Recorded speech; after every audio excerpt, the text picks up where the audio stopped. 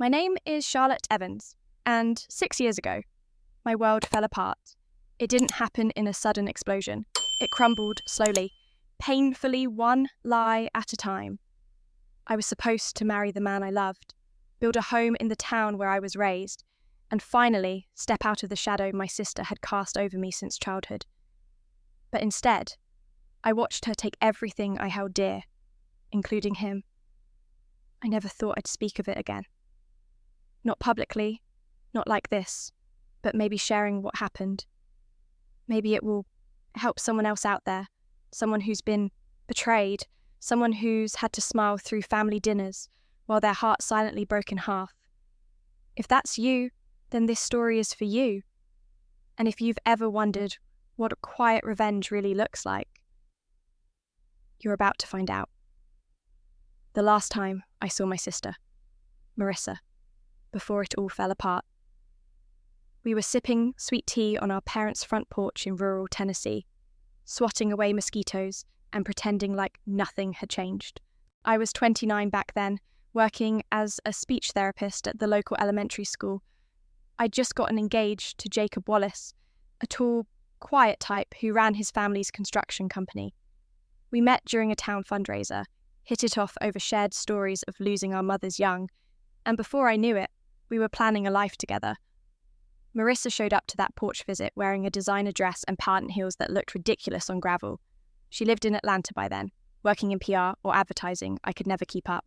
Marissa had always craved big cities and bright lights, but she'd drive down every few months, usually just in time for holidays or birthdays, bringing her flashy clothes and casual criticism. That day, she complimented my ring too brightly and leaned in for a hug that felt more like a performance than a greeting. I wanted to believe she was happy for me. I needed to believe it. We'd had a bumpy past sibling rivalry, jealousy, our father's favoritism, but I told myself we'd grown past it. She even offered to help plan the wedding, said she had connections to some high-end vendors in Atlanta. I didn't hesitate. I gave her the reins on the catering and the flowers. I thought it would bring us closer. Jacob liked her well enough, or at least he pretended to. He was always polite around her, maybe even overly polite. I chalked it up to him trying to impress my family. The thing is, Marissa could charm anyone when she wanted to. She knew how to slip into a room and make herself the centre of it without ever seeming like she tried. But something in her eyes the night she met Jacob gave me a chill I couldn't explain. It was quick, a flicker, like hunger. The warning signs were there. In hindsight, I remember a Friday night in January when Jacob cancelled our weekly dinner tradition, said he had to meet with a contractor last minute. No big deal, I thought. But later that night, I saw Marissa post a photo to her social media. It was a blurry shot of a cocktail glass, with the unmistakable gold and navy tablecloth from Granger's, the same restaurant Jacob had taken me to for our first anniversary. She hadn't tagged anyone, but I knew that place. I knew its lighting, its ambience. I knew he'd taken her there. Still, I brushed it off. Maybe it was a coincidence. Maybe she'd gone there with an old friend. My heart didn't want to ask questions my gut was already answering. 2 weeks later, we had our cake tasting. Jacob didn't show. Sent a text that morning claiming he'd come down with the flu. I went with Marissa instead, and she was overly interested in Jacob's preferences. She corrected me when I told the baker he liked lemon filling. Actually, she said, he prefers raspberry. He told me last week when we were talking about desserts. I remember staring at her. My stomach sank like I'd swallowed a rock. Why were you talking about desserts with Jacob last week? I asked. She blinked. Too fast. Oh, I don't know. It came up during that call about the wittering. He was worried you were overwhelmed. So, he asked me to help lighten the load. Lighten the load. That's what she said.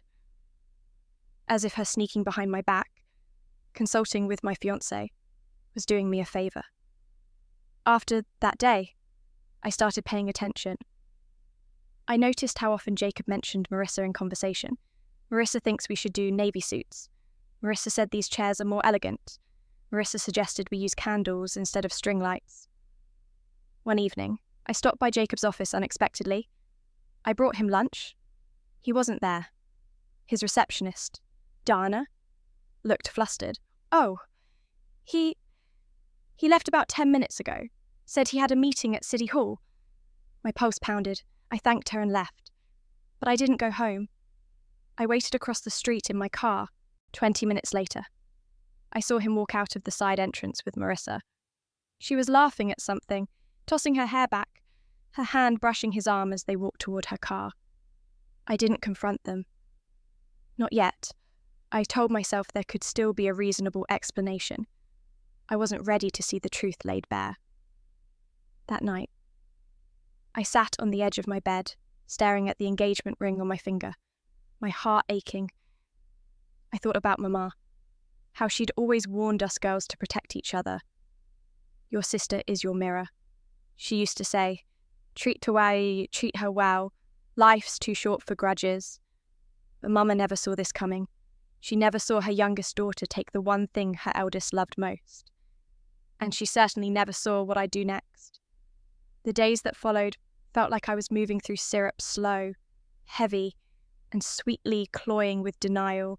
I'd go to work at the school, pause tiny stools around the table for my students, help them pronounce spaghetti or remember, all while pretending my own world wasn't unravelling. But behind my smile was a question I didn't dare answer. What if they were already sleeping together? It sounds dramatic. I know, maybe even paranoid. But when you've loved someone deeply, when you've planned your future with them, picked out houses, talked about children, painted a life in soft, shared brushstrokes, it's a kind of slow death watching them disappear, bit by bit, until all that's left is a stranger. Jacob had changed. I saw it in the way he stopped reaching for my hand during car rides, in the way he forgot my lunch order at our favourite diner, the way his eyes glazed over when I talked about the students I adored. He wasn't cruel. He was absent, like he'd already moved out emotionally, but left his things behind. I knew I couldn't keep pretending. So I did something I'd never done before. I called Uncle Ray. Ray was Mama's oldest brother, a retired state trooper, now running a bait and tackle shop outside Nashville. I hadn't seen him in years, but he was the kind of man who didn't need constant updates to show up when it mattered. I didn't tell him everything over the phone, just enough to make him say, I'll be there Friday morning. Make coffee. He showed up with a brown paper bag of fresh donuts and a serious look on his face. We sat at my kitchen table, the window light catching the silver in his beard. Tell me everything, he said. And I did.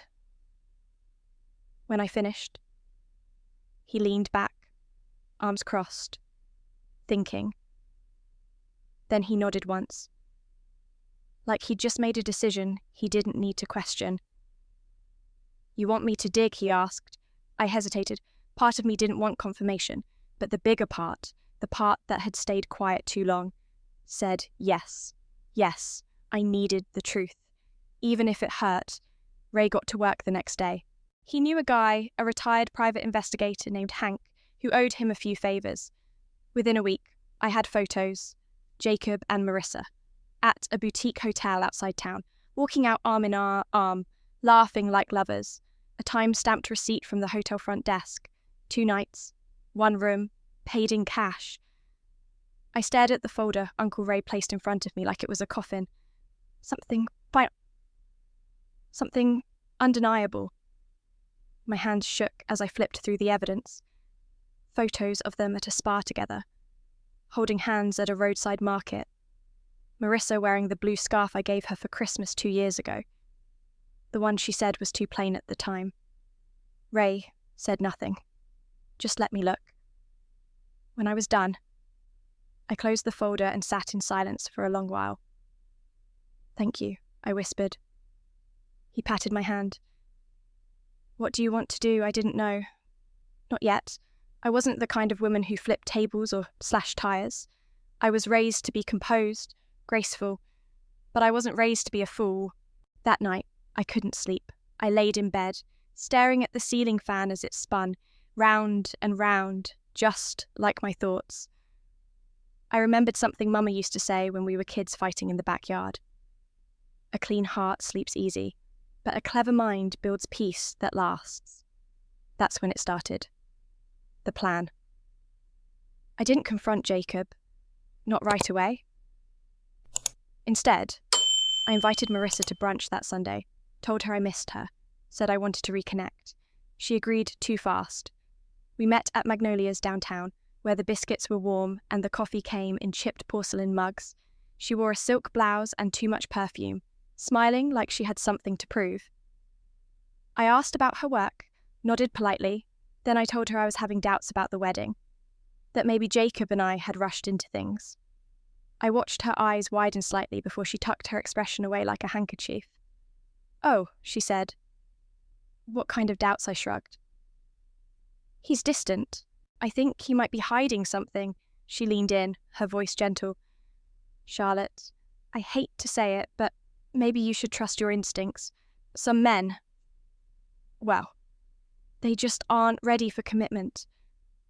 Her words were meant to sound concerned, but there was a flash in her eyes, a flicker of triumph she couldn't quite suppress. That's when I knew. She wasn't just complicit.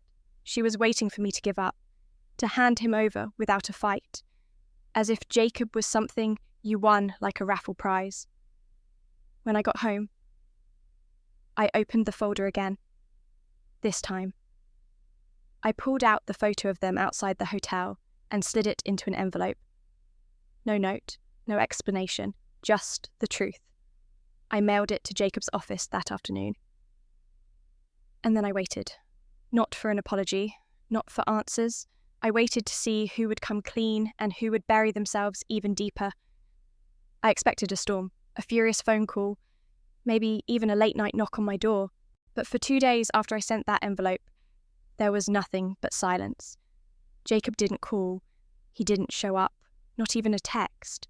And then, on Wednesday evening, just as I was locking up my classroom, I saw his truck parked outside the school gates, clean, polished, like he was still pretending nothing had happened. He got out when he saw me, walking toward me slowly, hands in his pockets like a guilty teenager. "Charlotte," he said, his voice low. I waited. He glanced around, eyes darting nervously, then motioned to the bench under the oak tree, where I sometimes sat with my students during recess. I didn't move. I needed to hear what he'd say. "I got your package, still." I said nothing. "I'm sorry," he said, finally. "I didn't mean for it to happen like that." I almost laughed. "That's what you're going with?" I asked. "You didn't mean for it to happen?" He looked down at the gravel between his boots. "I didn't know how to tell you. I didn't want to hurt you, want to hurt, but you did." I said, my voice sharper than I intended, "and not just me. You hurt both of us." He flinched. "I never stopped loving you." "Charlotte," he said suddenly, "even when things got hard, even when we argued, I always loved you." I shook my head. "Love doesn't do what you did. Love doesn't sneak around and lie and pretend." He moved closer. She came to me. "Marissa, she understood things I couldn't explain to you, about the pressure, the business, feeling like I was drowning." I looked at him, then really looked. And what I saw wasn't the man I had once dreamed of marrying. It was someone small, weak, someone who took comfort in secrets instead of facing truth. "Was it just the one time?" I asked quietly. He hesitated. "No." I felt that blow in my gut, even though I already knew. Hearing it aloud made it real, made it permanent. She made me feel needed. He added, like that justified everything. "You were always strong, always sure of yourself." I guess I felt replaceable. That stopped me. Replaceable, I had given him everything. My trust, my loyalty, my future. And somehow, he managed to turn his betrayal into a story about his own insecurity. "I was never trying to make you feel less than," I said, holding my voice steady. "You felt that way all by yourself." He didn't have a reply to that, just stood there, breathing heavy like he'd run out of arguments. I stepped back. "I think we're done here." "Charlotte, please." he said, reaching for my hand. I ended it. With her. I haven't seen her in over a week. I pulled my hand away. I don't want your scraps. Jacob, I want my self-respect. He watched me walk to my car without another word. That night, I cried, not because I missed him, but because it felt like mourning someone who died a long time ago, and I was just now burying. The next morning, I woke with swollen eyes and an empty stomach, but something had shifted. The hurt was still there. Yes, but beneath it, a flicker of clarity, of resolve. It was time to move forward. Uncle Ray called that evening. You okay? Kiddo, I will be. I told him. Good, he said, because I think you've got a lot more story left to write. And he was right. The days that followed were quiet. Jacob didn't contact me again. Marissa disappeared from my social circles, her absence as telling as any confession. Word got around, as it always does in small towns. Friends I hadn't heard from in months, started showing up with casseroles and just checking in calls. At first, I resented it. The pity, the sideways glances. But then, I started to realise people weren't just whispering about the scandal. They were watching to see how I'd respond, what I'd become. That's when I decided I wouldn't just move on. I'd rise. I started by taking back things I'd given up. Joined the community theatre again, signed up for a weekend writing class in Nashville, started spending Friday nights with my cousin Jamie, baking pies and laughing until it hurt. And I painted. Lord, I hadn't painted in years, but the moment I touched a brush to canvas, I felt like I'd stepped back into myself. One afternoon, I was working on a landscape of the lake where Jacob and I used to picnic, only now it looked different in my memory. Clearer, calmer. And as I blended the soft greens and blues, I realised something. Healing wasn't about erasing what happened. It was about painting over the pain with new colours. Softer ones, brighter ones. On the day I dropped the painting off at the community art show, I ran into someone I hadn't seen in years. Ben. He used to work with Jacob years ago, quiet, kind, always the first to volunteer at church events. He smiled when he saw me. I heard what happened. He said gently, I just wanted to say you've handled it with more grace than most could have managed. Thank you, I replied, surprised at how steady my voice sounded. Sometimes, he said, looking down at the painting in my hands, you have to lose the wrong people to find the right version of yourself. And just like that, I realised I wasn't broken. I was becoming. I didn't see Jacob again for weeks. By then, I'd resumed a rhythm slow but steady. Mornings spent teaching, evenings filled with painting or long walks by the river trail behind the school. The fall colours had started changing, and the air smelled like wood smoke and leaves. Everything was shifting, shedding, softening. One Thursday after school, I was straightening up my classroom when I noticed a man waiting by the entrance. At first, I didn't recognise him. Then he stepped forward, and I froze. It was Jacob's older brother, Darren. He looked older than I remembered, hair greyer, lines deeper around his eyes, but his posture was still military straight, and his voice just as deep. Mind if I come in for a minute? He asked gently. I nodded, unsure what this visit was about. He sat down in one of the student chairs, too big for his broad frame. His fingers fidgeted with his wedding band. I heard about what happened, he said. I've been stationed overseas most of the year, but my wife filled me in. I waited. He looked up at me with something like regret in his eyes. Jacob told me everything. He said, I wanted to see you myself. I wanted to say I'm sorry. You don't owe me an apology. Darren, I said softly. He shook his head. I do. Because I should have seen it coming. Years ago, I watched Jacob sabotage every good thing in his life. He gets scared when something feels real. And you were the realest thing he ever had. I swallowed hard. I appreciate that. I said, not sure what else to say. I also wanted to tell you. He continued. He's selling the farm. My breath caught.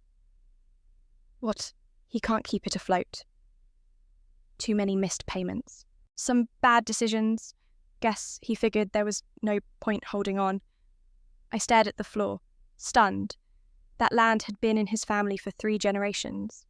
Part of me felt a strange sadness. Another part freer. He's moving, Darren added, to Tennessee, near Marissa's family. Of course. A clean slate. A coward's exit. I nodded once and stood up, signalling the conversation was over. Darren rose too. You didn't deserve what he did, he said, and you deserve better than any of us gave you credit for. When he left, I closed the classroom door behind him and stood there for a long time, staring at the tiny globe on my bookshelf. It used to belong to my father. He'd kept it on his desk to remind himself that no matter how small our town seemed, the world was wide and full of possibility. That night, I drove to Aunt June's house. She was sitting on the porch, wrapped in her shawl, sipping peppermint tea like she always did when the evenings turned cool. I had a visitor today, I said. Taking the seat beside her, she raised an eyebrow, but said nothing. Darren came by. Jacob's selling the farm. Her eyes softened. That land always needed more love than he could give. I looked at her then, this woman who'd raised me after my parents died, who never once stopped believing I was meant for something more. Do you think I've changed? I asked. She studied me. No, she said. I think you've remembered who you were before the world tried to convince you to settle for less. We sat there a while in silence, the crickets singing around us. Later that week, my cousin Jamie invited me to help judge the local fall bake-off. She said it was time I got out and saw people on my own terms again. The event was held at the town square, with hay bales and checkered tablecloths, the smell of cinnamon and apple butter drifting in the air. I was halfway through tasting a pumpkin tart when I felt someone tap my arm. Miss Evans, a man asked. I turned and saw an unfamiliar face, tall, clean-cut, maybe late 30s, with a warm smile. I'm Cal Bishop, he said. My aunt, Lydia, said you helped her grandson get into college last spring. Said you practically rewrote his whole application. I smiled. Zach, he's a good kid. Cal nodded. He's thriving. Thanks to you. I just wanted to say thank you. I'm back in town for a bit, working remote for a while. If you ever want to grab coffee, I'd love to hear more about your work. It wasn't a pickup line. It wasn't slick or forced. Just a simple offer from someone who seemed kind. Maybe, I said, surprised to hear hope in my own voice. As the day wound down, I walked home alone under a sky streaked with orange and pink. My boots crunched against gravel, and the chill in the air made me pull my coat tighter. I passed the old orchard Jacob and I used to visit every October, and I didn't cry. That was new. That night, I lit a fire in the fireplace and pulled out my sketchbook. Not a landscape this time. A portrait of a woman standing alone in the middle of a field, wind in her hair, looking forward, and in that quiet, warm room, for the first time in a long while, I felt something I hadn't in years. Peace. 3 months later, winter had set in. Snow fell softly over the rooftops, blanketing everything in quiet. The school was closed for the holidays, and most folks had retreated into their homes, bundled in wool sweaters, waiting out the cold with hot drinks and old stories. I was sitting on my porch one morning, watching the flurries dance over the fields, when I received a letter, a real one, stamped, addressed in neat handwriting I didn't recognise. Inside was a folded sheet of paper and a photograph. The photo showed Jacob standing alone in front of the old barn, half boarded up now. His eyes were tired. He wasn't smiling. The letter was short. Charlotte, I know I've lost the right to ask anything of you, but I needed to say it out loud. I'm sorry for everything. I sold the farm last week. The keys are in the hands of a family with 3 young boys who plan to raise horses. They'll bring it back to life in ways I never could. I won't ask for forgiveness, but I do hope that, one day, when you think of me, it's not all anger. I'm leaving for Nashville next week. Starting over. Be well. You deserve everything good. Jacob. I stared at the letter for a long while. Not because I wanted him back. God, No, but because some small part of me had needed that acknowledgement. The truth, finally spoken without excuses. I didn't write back, but I placed the photo in a drawer with other pieces of my past. It no longer had the power to hurt me. It was just part of the story. By early January, I'd begun seeing Cal Bishop more regularly. At first, just coffee. Then long walks through town, dinners at the diner, conversations that lasted hours. He asked questions, real ones. He listened like what I said mattered, and he never once brought up the past unless I wanted to. He told me about his late wife, Marin, how cancer had taken her young, how for years after he'd convinced himself love was a one-shot deal. I told him about my parents, about the accident, and, eventually, I told him about Jacob, about the betrayal, the shame, the loss. When I cried, he didn't rush to comfort me. He just stayed there, present, unafraid of the broken parts. One cold afternoon, we stood outside my classroom. He looked at the wall where my students had painted a mural of wildflowers, each one signed in a child's handwriting. "You made this happen," he said. "They did." I corrected.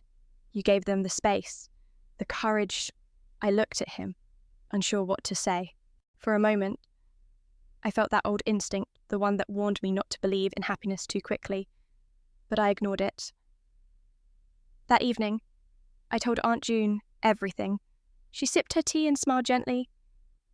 "About time someone looked at you the way you deserve," she said. "Part of me still feels like I'm waiting for the other shoe to drop," I admitted. She leaned forward, her eyes kind. "Honey, life isn't about waiting for things to fall apart. It's about learning how to stand tall when they do."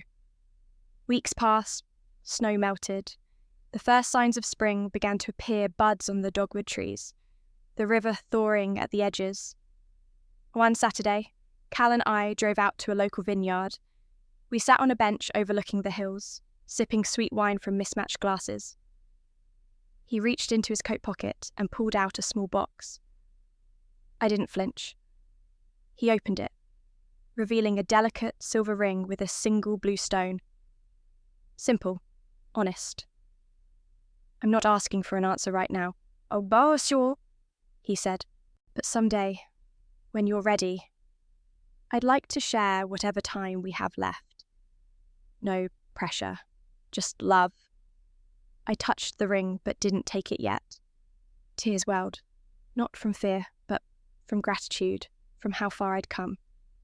Later that night, back home, I pulled out my old journal, flipping through the pages. I found the entry I'd written the night Jacob proposed, full of hope and certainty and all the things I thought would last. I didn't rip it out. I just turned the page. I wrote something new. I talked about strength, about learning how to survive being broken, about finding someone who didn't fix me, but who held space while I healed. And I wrote one sentence at the bottom, in large, careful letters. "I am no longer waiting to be chosen. I choose myself." 6 months later, we held a small ceremony in Aunt June's backyard. Just close friends, neighbours, my students tossing wildflowers instead of rice. Cal wore his late father's suit. I wore a simple cream dress and boots. Aunt June stood beside me, beaming, holding my hand just before I walked down the makeshift aisle. And when I looked out into that circle of people, I saw not a crowd, but family, the family I'd built. Cal read his vows, voice steady despite the tears. "I can't promise we won't face hard days, but I can promise I'll never run when things get hard. I'll never turn cold. I'll never forget how lucky I am to know you." When it was my turn, I said this: I've known betrayal, I've known loss, but I've also known grace and healing, and what it feels like to be seen for who I really am. I choose you, Cal, not because I need saving, but because you see me whole. The applause that followed was warm and real. That night, under the stars, with music playing and laughter drifting through the trees, I danced barefoot with the man who loved me for exactly who I was, and I knew this time I wasn't someone's second choice. I was exactly where I belonged.